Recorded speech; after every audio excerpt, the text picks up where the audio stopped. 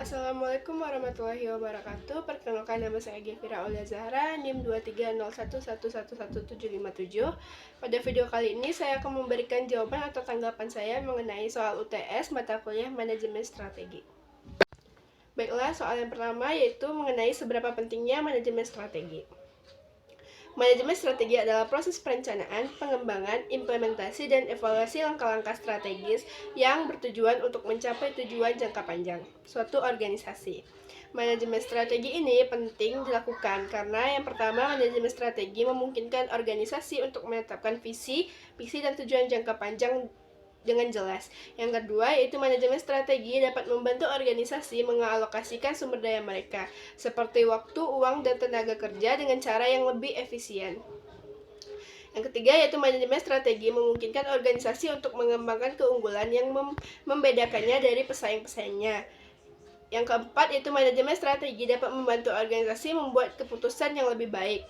Selanjutnya, yaitu evaluasi kinerja. Melalui pemantauan dan evaluasi langkah-langkah strategis, organisasi dapat menilai kinerja mereka dan melakukan penyesuaian jika diperlukan.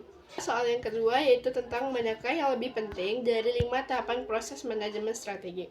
Menurut saya, 5 proses itu sangat penting, tapi yang paling penting yaitu mengidentifikasi kegiatan utama organisasi dan membentuk visi misi.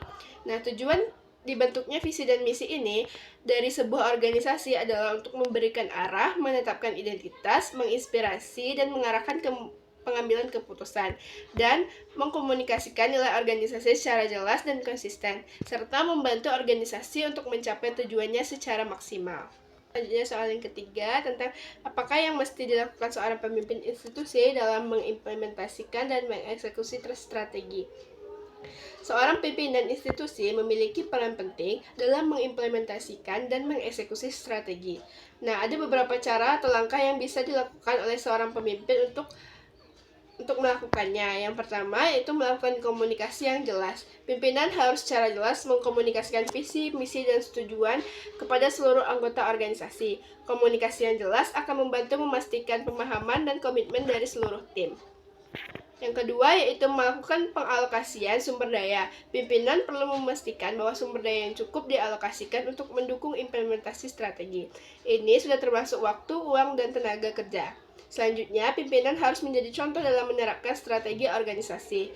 Mereka harus menunjukkan komitmen mereka terhadap tujuan strategis dan mempraktikkan nilai-nilai yang diadvokasi oleh organisasi tersebut.